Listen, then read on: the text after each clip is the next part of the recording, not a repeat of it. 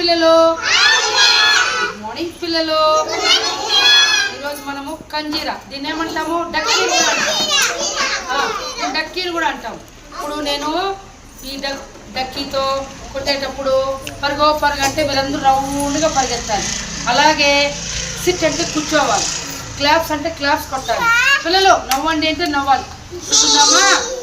పరుగు ఆట ఆడుకుందామా? ఇది ఇప్పుడు చూడండి. నువ్వు మాట్లాడకూడదు బంగారు, నువ్వు గమ్మున్నాడు, సైలెంట్గా ఉండాలి. ఇప్పుడు నేను ఈ కంజీర కొడతా ఉంటాను. రౌండ్గా పరిగెత్తాలి. పరుగు ఒకరు